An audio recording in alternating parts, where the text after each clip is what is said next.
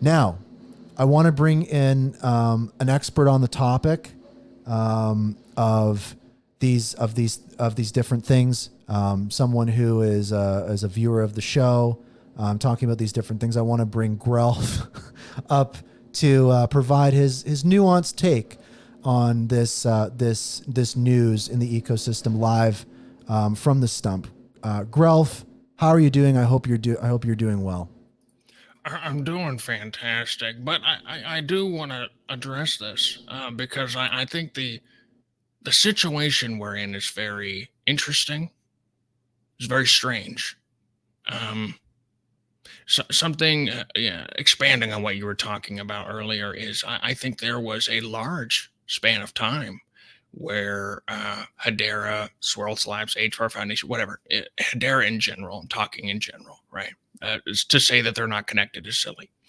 Uh, there was a time where hedera thought that they didn't need retail, and the fact that that was not only a long span of time, but also a thought at all is bad. It's a really bad sign, and it shows a lack of knowledge about the Web3 market. Sometimes I feel like there is ashamed of being a cryptocurrency, and I think that transfers down to a lot of its retail investors, the ones that don't participate with the network. They buy HBAR because they think it's like buying an Apple stock a long time ago. It's we're not Apple. I'm sorry. We're not Apple. Not even just talking about valuation. We're a completely different thing. We're a bleeding edge technology that is based on a completely speculative market. And a lot of people say, "Oh, I care about the tech. I care about the tech." Why do you care about the tech? Well, I've put my money into this tech, and I'm hoping that I'll get a return if if the market decides that the best tech is important. There's no guarantee that will happen. There's not a reason necessarily that would happen. I mean, talking about enterprises specifically, why are they not all moving to Hedera? Because the tech's great. Uh, how much does it cost them to move to an entirely new system compared to the money they would save? Because I highly doubt that the money they would save would outweigh changing over to a completely new system. That's why you still see like Japanese train stations running Windows XP, right? It works. What they're doing already works for what they're doing. Oh, it's slow. Yeah, but it works. That's what matters to enterprises. Is it being really fast to attract people to some kind of speculative market? No.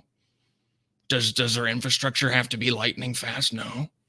It just has to work. And if nobody's complaining, you're not going to spend millions and millions of dollars to transition them to a new, strange, bleeding edge tech. That's why we have to pay them to do stuff with Hedera. It's just the weird we're too good for retail idea, while also framing your narrative as in we're going to be so useful because enterprises love us. Is that a narrative for enterprise? No, that's a narrative for retail. So they're targeting retail just in the most backwards way possible because they've got some kind of weird superiority complex about it. It's strange. Now, why is this? That's history. It's ancient history.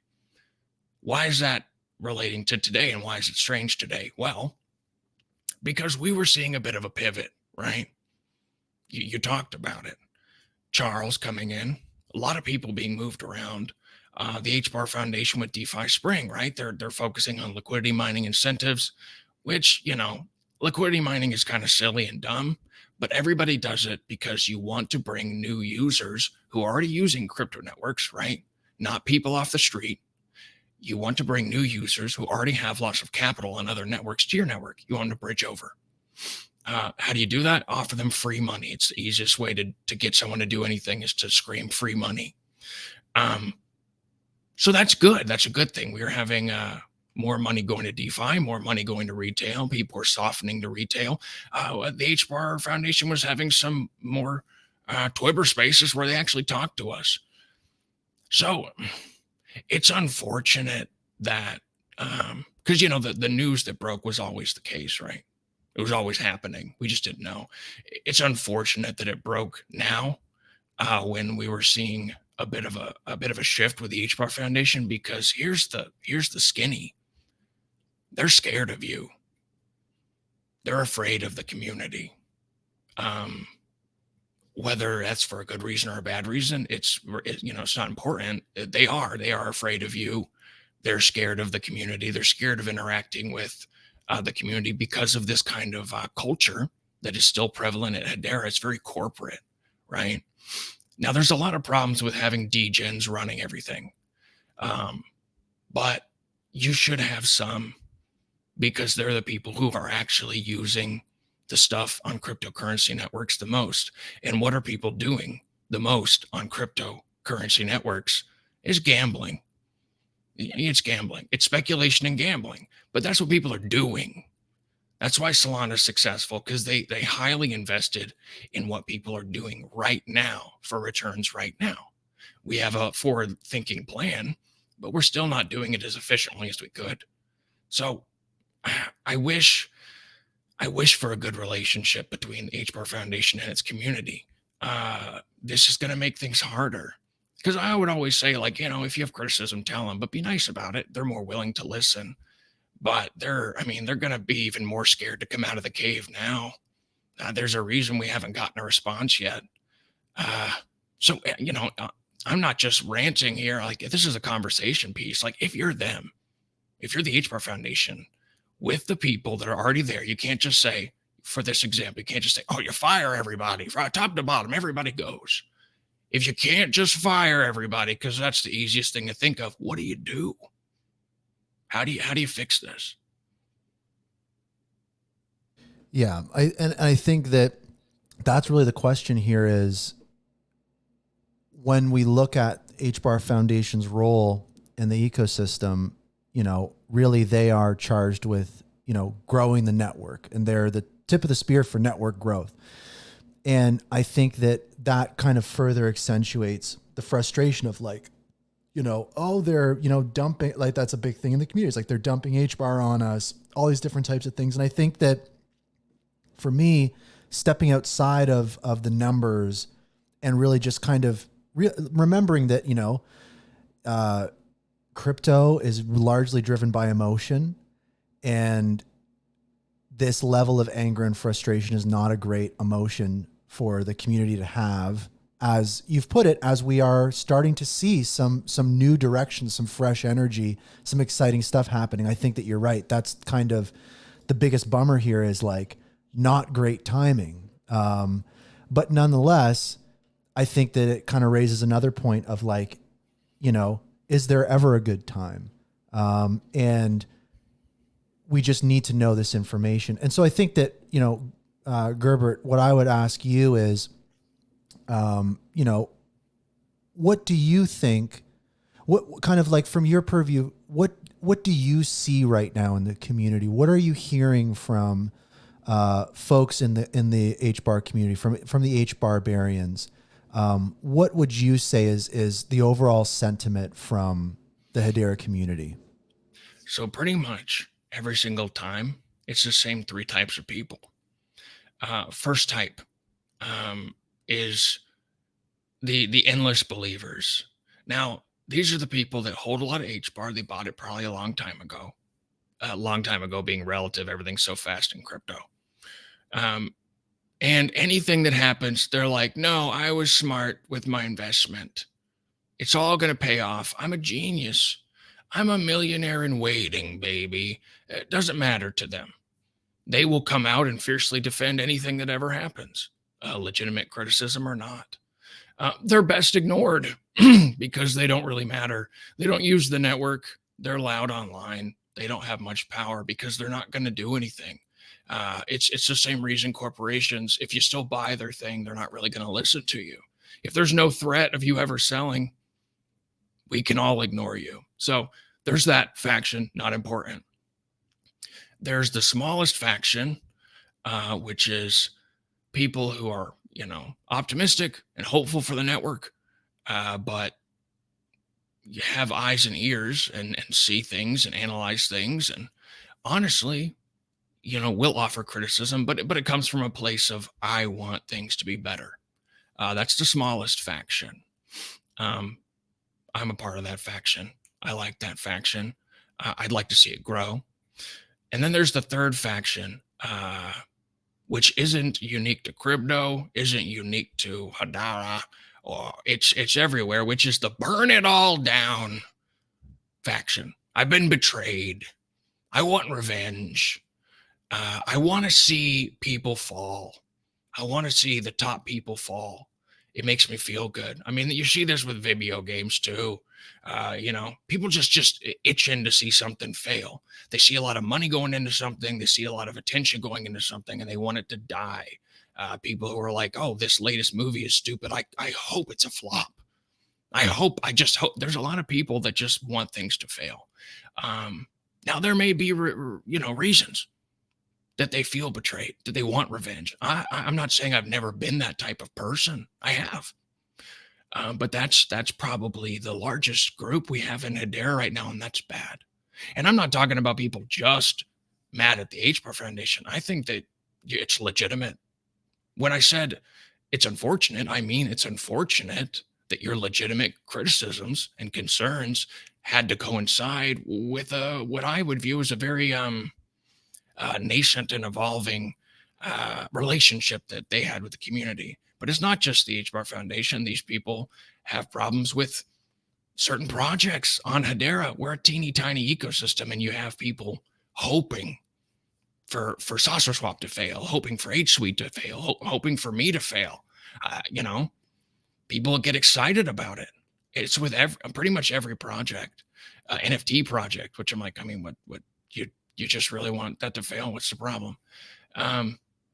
So it's always these three people, these three groups, and the burn it down people are a little too large right now. Yeah, I think that one of my favorite sayings is like, you really like other people do not have to fail for you to succeed, especially in an ecosystem that's small. Like, we're not trying to capture an addressable market. We're literally trying to create it together right now. But I agree with you. I'm really against projects that see their success as being like dependent on the failure of another project. And I think that kind of ties in with some of the conversation, which is kind of like there is an extreme way of looking at this situation with the HBAR Foundation and immediately going to that place of, for this network and this community to succeed, the HBAR Foundation has to go away. What are your thoughts on that kind of attitude?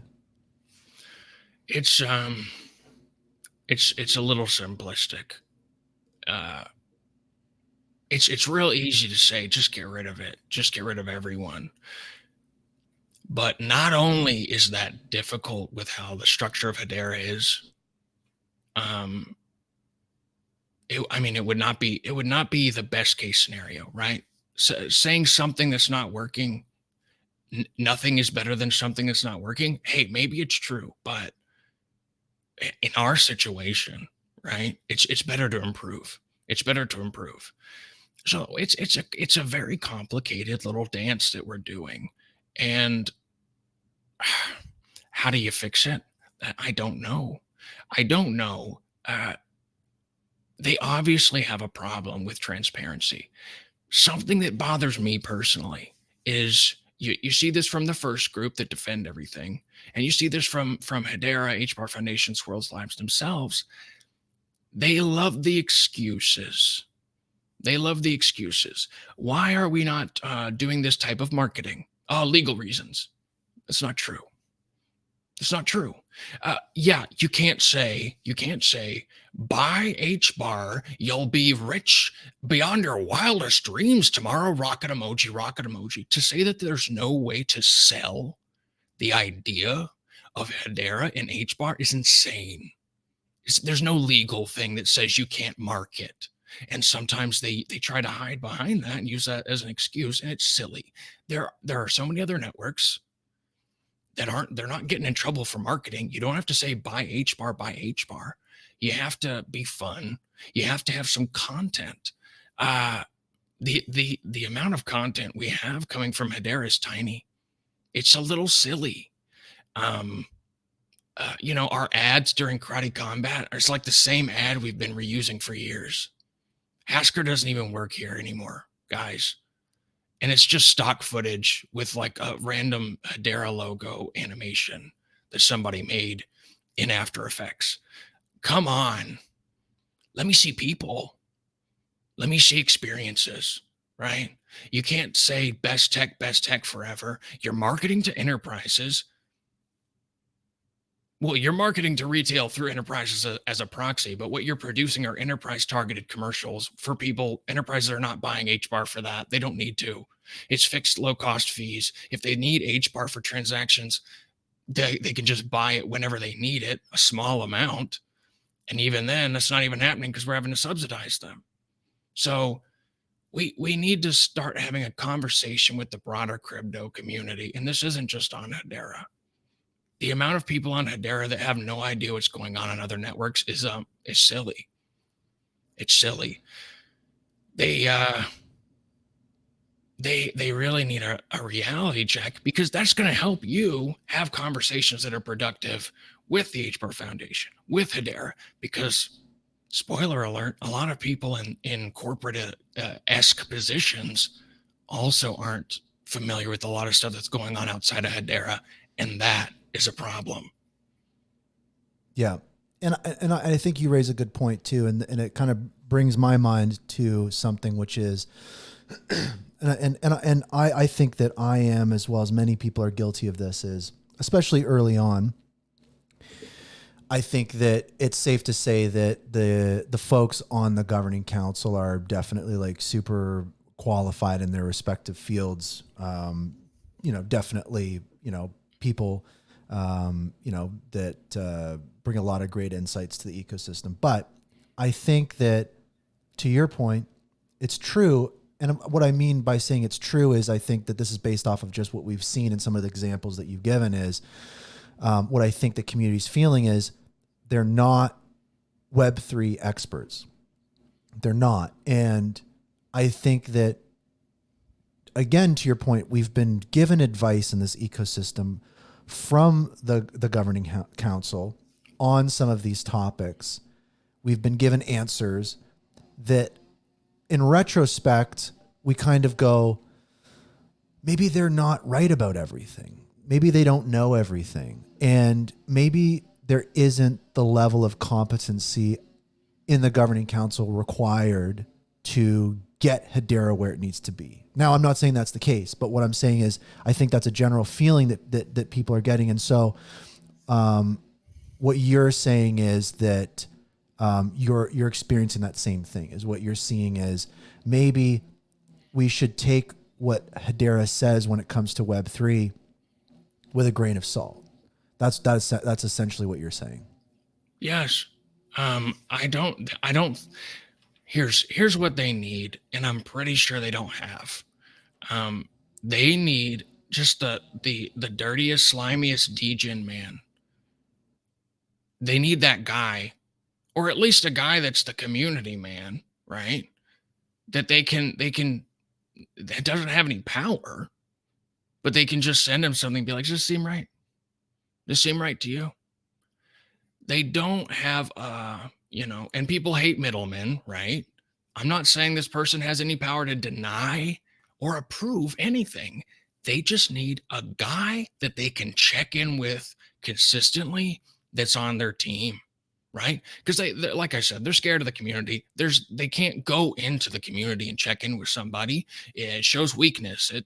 They're super corporate culture, and you can't do that. You can't show any kind of weakness. You can't ever admit any fault. You can't say you're sorry in the corporate world. We're not in the corporate world. They haven't realized it yet, but we're not in the corporate world. To kind of, give them some help without, getting rid of all these people and corporate culture without changing everything, right? You need a guy. that you can just run stuff by before you get to the point where you're talking about it publicly. Uh, there's a lot of things that need to be done. And if you are headed by people who don't have experience in general with Web3, what can they do, right? You can't fire these people for the sake of argument. What can they do to learn those things? They can Google it, I guess, if they decide, but they're probably having a billion meetings forever. What's the most efficient thing? Just have a guy.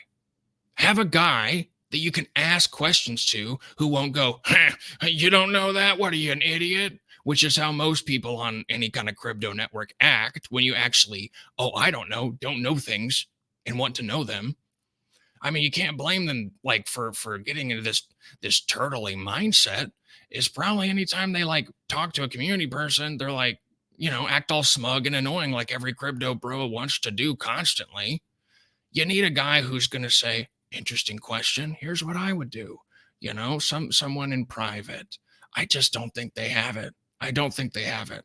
They've got a lot of talented people, but they're Web 2 talented people. And this is not Web 2. It's a strange, weird, honestly, probably the mental illness correlation is probably high with the user base. This is not a normal place. We're in silly speculative la la land. Tech aside, the entire market is speculative. This is a speculative market. Expecting logic and reason and trying to force that onto an entire market is silly. You need a guy. You don't need to change everything, but you need a guy to say, hey, is everybody in the community going to think this is the dumbest thing ever? And the guy will say, well, probably. Here's what I would say. Here's what I would do. Not that complicated. Yeah, I've got you. And I think that people are saying, hey, is Grelf that guy? And, I think that, Gerbert, I think that you could be that guy. And here's the thing too, is I think that there are so many people that could be that person for the governing council and the community. I think there's so many great community members in this ecosystem, like to the point that the governing council could maybe just close their eyes and just randomly pick somebody and they would get some really great insights. And also too, the other side to me says, there must be those people in these organizations or a part of these organizations.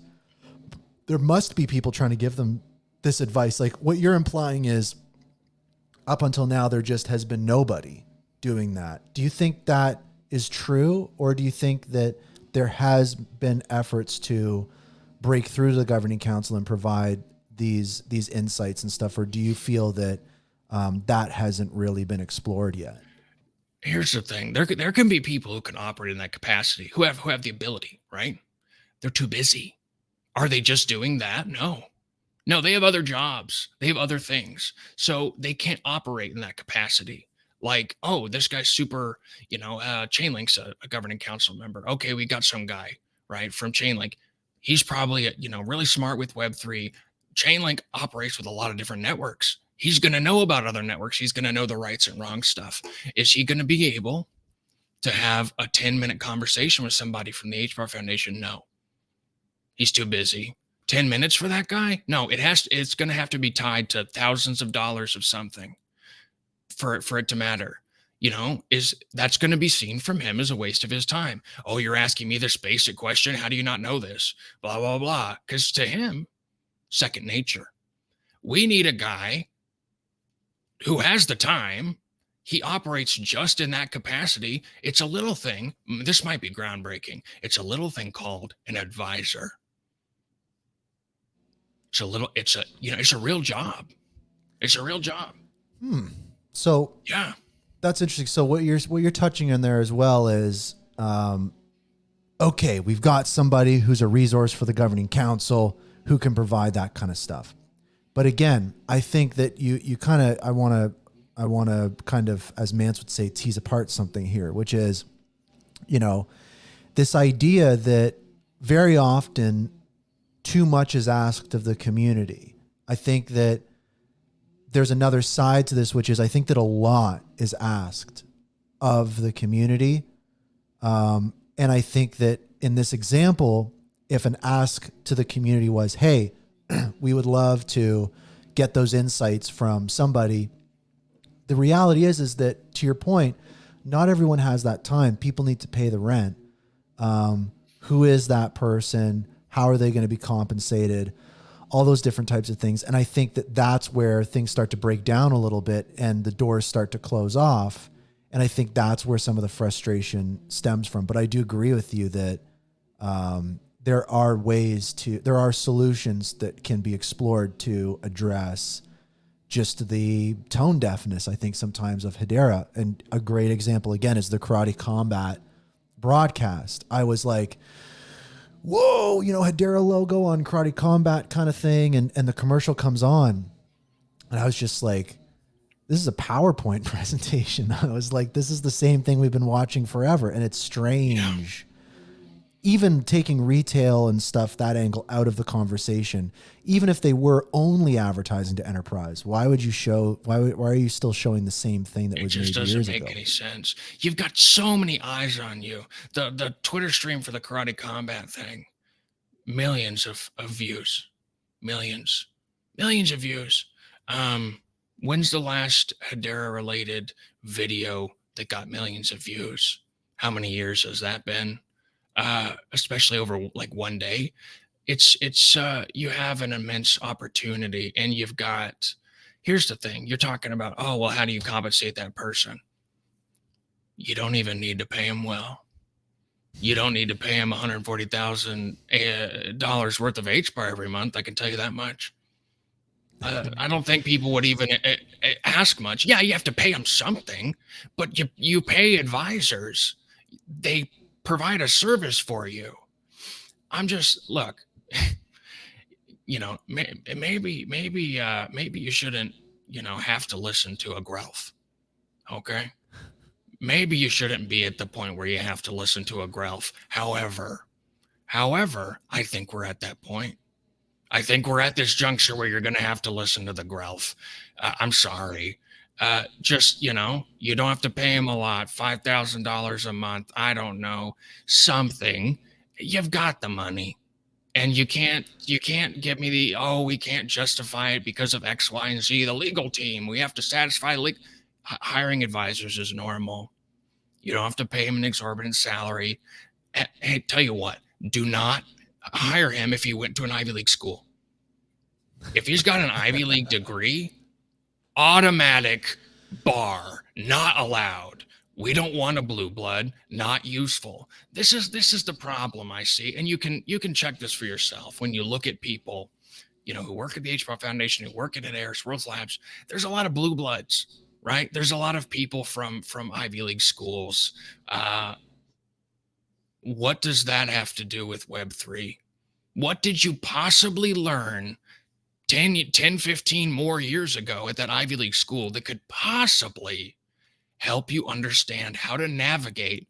I'm talking specifically not in a tech, but in a marketing messaging way, this insane bleeding edge world that makes no sense.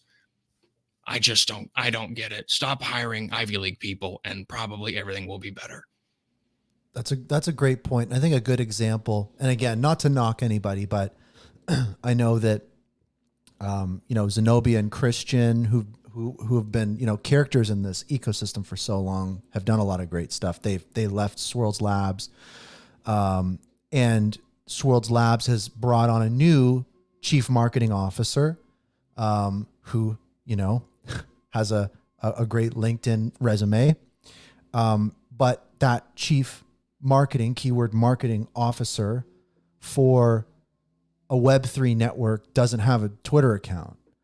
And so to me, that kind of is an example of, a lack of competency in the Web3 space when it comes to hiring. And again, I don't even want to say the individual's name just because the point I'm trying to make is not that they're not the right pick. They could very well be great. But what I'm seeing is chief marketing officer in a Yeah, Web3 we're not trying to company. be meanies here. Yeah. Yeah. Sorry, But my mic was muted. no, that's okay. Yeah. I think that we have to be very clear here that the goal of this show, and I think that the hope of most people in this ecosystem is not to besmirch or put down anybody. It's just making observations, real observations. And like I talked about at the beginning of the show, trying to work through that issue of, do I talk about this because I don't want to, like make Swirlds Labs job harder. I don't want to make the foundation's job harder. But I think that we're past that point now where I think that it's more important to focus on transparency, accountability, incentives, and competency in this space than making people's jobs hard.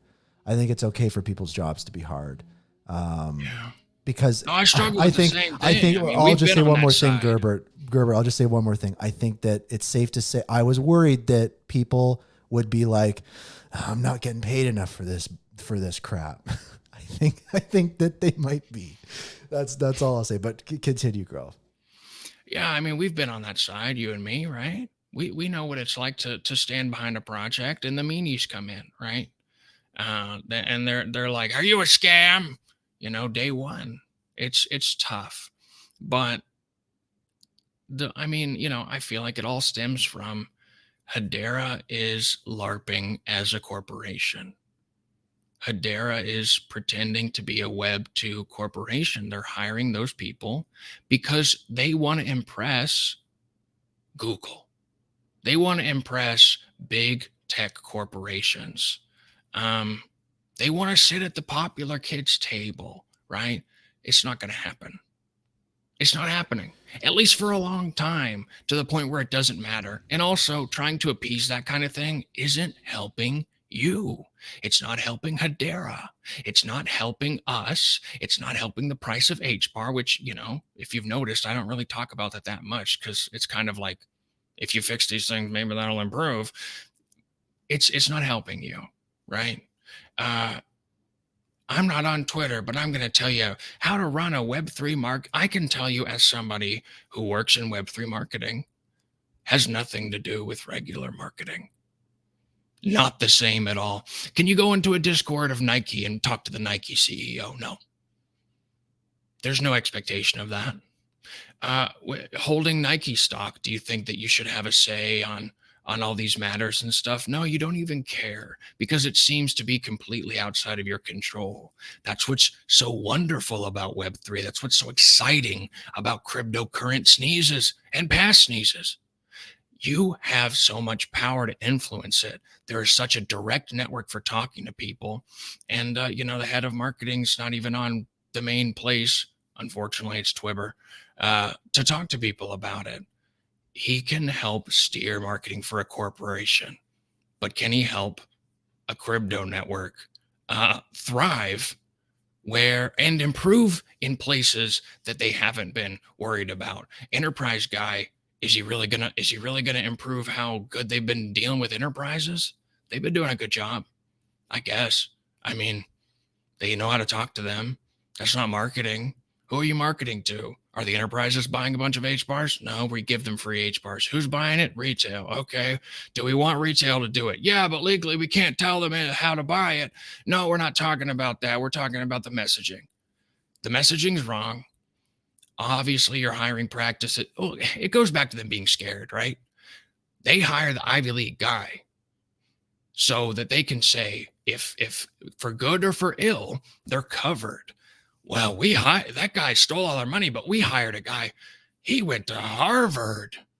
How, they're covering their bases, right? Everything has to be safe, but that's a Web 2 mindset, baby. You can ride the lightning. You can ride the lightning on Web 3. Honestly, we're extremely forgiving. For a community that's so connected and so like we're laser focused on them. We are so forgiving. You can ride with us. Be a person. Be a person. If you try to hide behind your, decades old PR training for corporations, it's not going to work. If you do the corporate playbook here, it's not going to work. All you have to do to see that's the case, look how more successful networks are doing it. If we have the best tech, right? And we're not doing better, why? It's because our messaging is completely wrong and our company culture, which I'm an outsider, don't work for Hedera, but I can very clearly see the company culture's wrong because it's company culture. It's not crypto culture, and we're a cryptocurrency sneeze. I've got you. And I think that, again, coming back to the beginning of our conversation, you made a good point where it's unfortunate timing for something like this because there has been some good change so far. And I think that for me, I was really optimistic when I saw that the governing council had put out that committee search for a new president. And it's good to see Charles Atkins as the president of Hedera. So I think that, unfortunately, I'll say there's two sides to this. I think that one side to it is, Gerbert, I agree with you 100%. I think you're echoing the sentiment of the community really well. And I think these are literally just realities that are known, and no amount of, I'll call it gaslighting from the Hedera company, from the foundation or whatever, saying, oh, we can't do this because of X, or we can't do this because of Y. I think that there are just certain realities that need to be dealt with. And it has to be accepted that like Hedera is just not the best out there, but that's not the point. The point is to continually improve. And I think that the governing council, I think that, to me, I feel the governing council knows this. And I think the problem is that what we've been told many, many times, again, is enterprise moves very, very slow. It doesn't mean that we're not going to have crazy use cases on Hedera. We're not going to have amazing enterprise use case on Hedera. Enterprise moves slow. But I think the problem is, to your point, if Hedera sees themselves as an enterprise, are they just manifesting that similar slow movement, even though they're heading in the right direction, even though they may understand these things and maybe share these same sentiments? There's so much bureaucracy that's been built up, so many committees that have been created to mirror the DNA of an enterprise, when in reality, they're a Web3 product in beta, a very good one.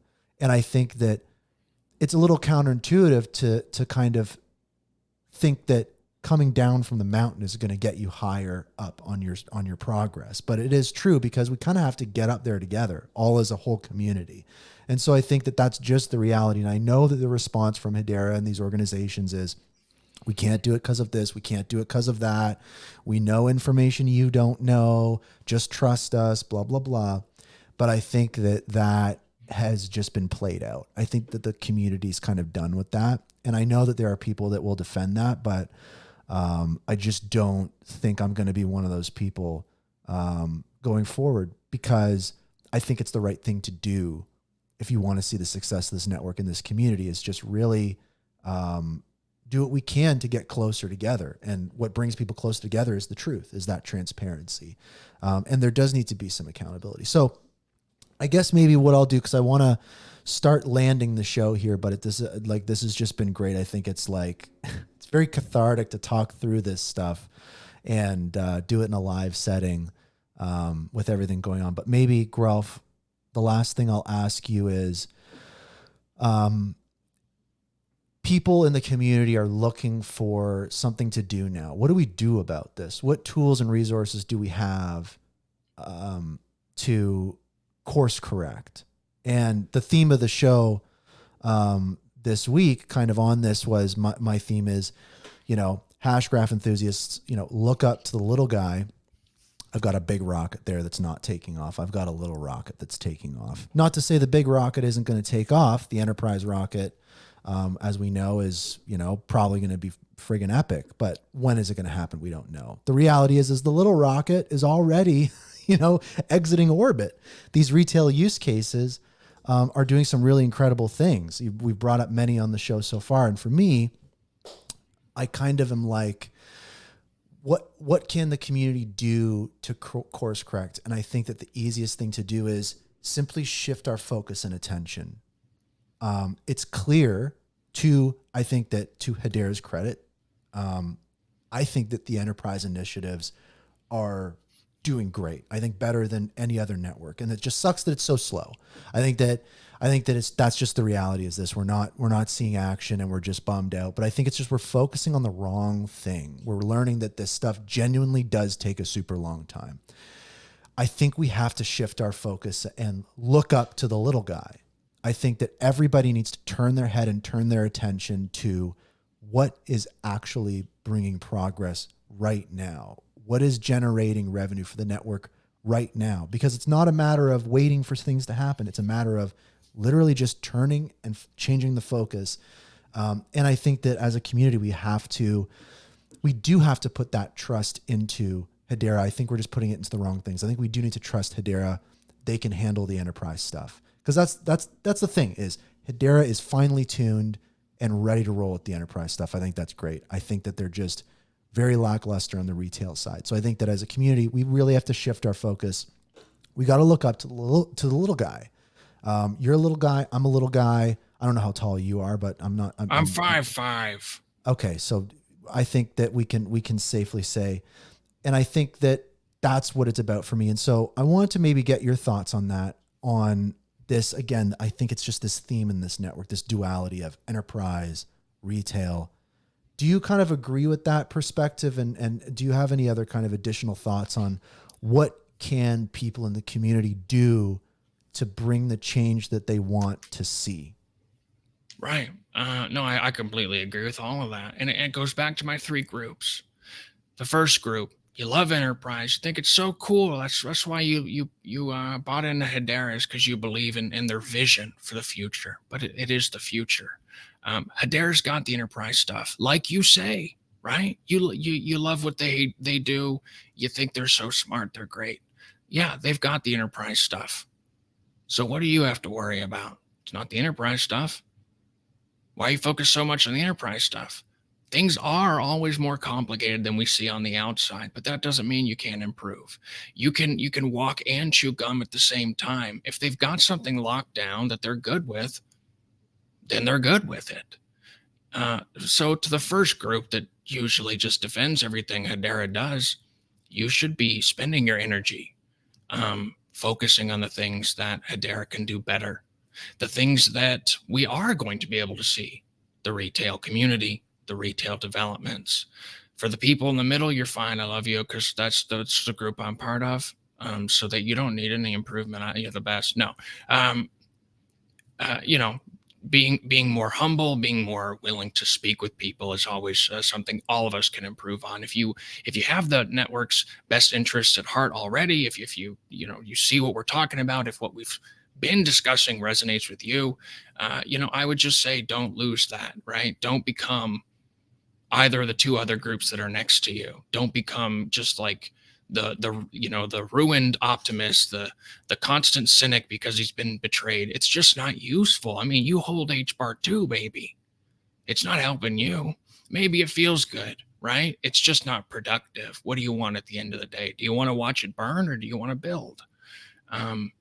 So I would say just, look after yourself if you're in the middle group. If you're in the big hater guy group, if you really, really don't like Hedera, there's other options. There's no need for you to waste your time.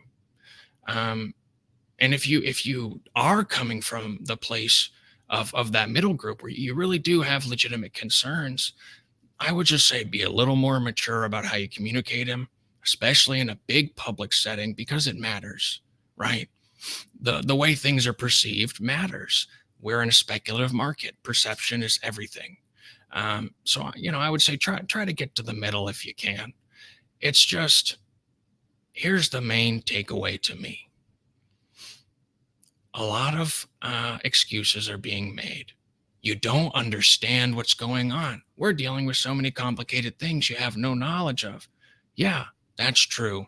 Things are always more complicated. When you're part of that, when you're on that side and you're the ones that are behind a project, things are always more complicated. It's probably chaos a lot of the time.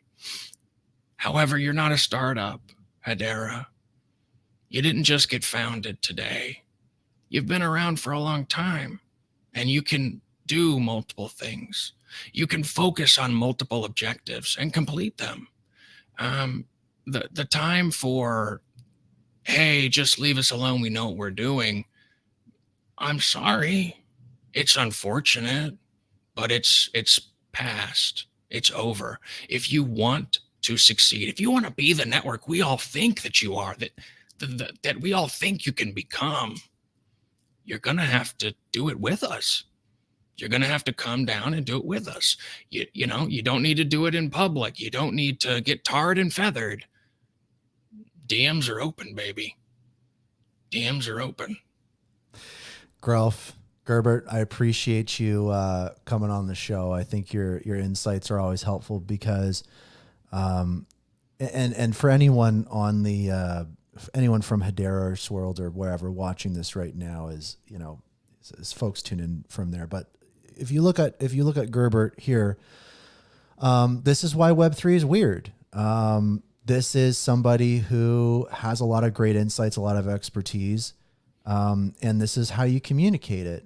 And this is kind of what it looks like. And it probably seems counterintuitive from an enterprise standpoint or from the experience. But, you know, we've had, you know, there's 600 people tuned in, and this is what resonates with people, and there's valuable information being shared. So I think it's, instead of trying to bang down the door on Hedera to let us in, you know, as a community, let's really kind of open up our door and be like, Hedera, you actually need to come over here, because we've got the juice to get us where we need to go, and we're the retail community is setting the train tracks for the train to run, and I think that Hedera and enterprise are just, sure, they're going to do incredible things, but it's going to be a little bit of time. There's already stuff happening now. What can we do to make more of that? So, Gerbert, really appreciate you. Was there anything, any shout outs or anything you wanted to hit on before I pop you off here? Also, buy us a giraffe. I mean, come on. Yeah. Yeah. Last time we spoke. I mean, yeah, any updates on that? They're not that expensive, right? I am working behind the scenes on my own initiative with a few of these large projects for Operation Bertha. I want to make it a fun, big event, right? I don't want it to just be, okay, we can adopt a few giraffes and we're going to throw NFTs in there somewhere. I want it to be something that shows off Hedera, that makes us seem unique. I mean, honestly, jokes aside, the giraffe would pay for itself. What a headline. Yeah, Hedera Network buys random Grelf giraffe. And then people are like, you know, people love to hear about how dumb crypto is. That would get seen, right? And that, at the end of the day, that's the goal, right? For better or for worse, get seen. Have people know what Hedera is. Is that the silly giraffe network? That's better than, huh? What? What's that? Oh, the giraffe one. That's why meme coins work, right? Yeah. Do you want to invest in Glibglar? You know, Glibglar, it's got the best transactions, best fees. You know, it's got a governing council of 80 billion. Or Bald Ugly Man token. What do you think? One thing's easy to understand and you have an immediate connection with. The other thing's just words to most people. And we're not targeting the people that have the attention span to sit through hours of YouTube videos and deep dives. We're targeting people who are like, huh? Oh, he's bald. That's funny. Okay. 100%. 100%. Love it. Grelf, Gerbert, as always, appreciate you so much. Thanks for stopping by. And yeah, great to have you as a frequent caller to the show. Always great insights. Appreciate you, man. Thank you. All right. So, let's just continue on here. There's a couple more things that, I want to touch on before we kind of wind down the show. I was talking about this, theme to the show, right? Look up to the little guy. I want to do some looking up to the little guy in a minute, but first, I just wanted to maybe just kind of wrap up everything we've talked about. And again, I didn't want to go too deep on the nuances and the numbers and the this and the that and the speculation and all this kind of stuff. I wanted to take a step back and look at what how did we get here, right? We have this bombshell type thing. We've learned about these payments from the foundation to their employees that seem excessive. They're not tied to any goal or anything like that, seemingly, and all sorts of different things. We don't have a response from the foundation yet. So we don't have all the info, but it's clear from these recent years that some things have just not been on the right path. And that the best path forward might look very weird and very uncomfortable for Hedera and these related organizations, but it's the path to take, and everybody's going to have to make some sacrifices to do it. And what it all boils down to is this is just another step in the journey. This isn't a disaster. This isn't the end of everything. The HBAR Foundation isn't going to disappear, I don't think. This is part of the growth of a network, right? Find me a crypto network that hasn't had a problem like this, find me a Web3 network that hasn't had a problem with accountability, misaligned incentives, a lack of competency, and a lack of transparency. These are common problems in the crypto industry. Just to bring kind of context to that, they're ongoing problems. Hedera is experiencing these problems. And I want to flip all of this upside down completely. And I want to see if we can quickly get a silver lining from all of this that has happened.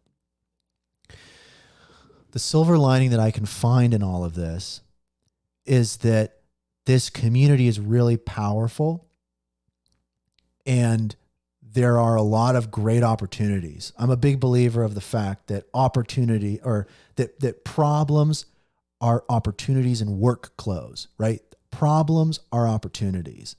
I think that the best leaders, the best communities get excited about problems because it's a sign that you're progressing forward.